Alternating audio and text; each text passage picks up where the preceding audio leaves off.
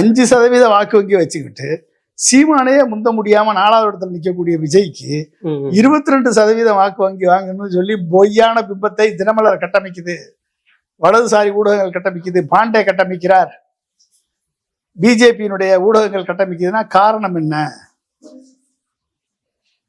BJP Amit Shah போடக்கூடிய கணக்கு திமுகவை 100 இடங்களுக்கு கீழே கொண்டு வர வேண்டும்.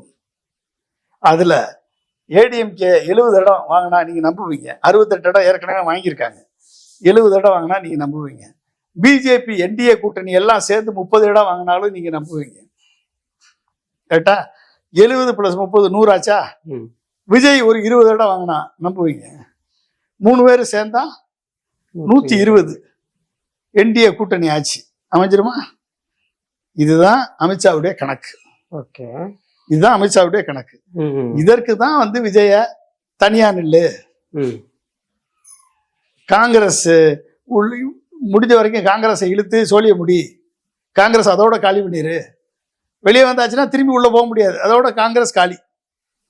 ஓகே, நாங்க ஏடிஎம்கே காலி பண்ணிடுவோம், ஏடிஎம்கே இந்த பக்கம் காலி பண்ணிடுவோம், காங்கிரஸை நீ காலி பண்ணிடு, நம்ம 2 பேரும் சேர்ந்தோம்னா அடுத்து திமுக காலி பண்ணிடலாம்.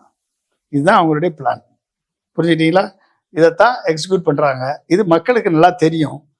மக்கள் வந்து பார்த்துக்கிட்டு இருக்காங்க. இவர்களது நாடகத்தை தொடர்ந்து பார்த்து கொண்டிருக்கிறார்கள்.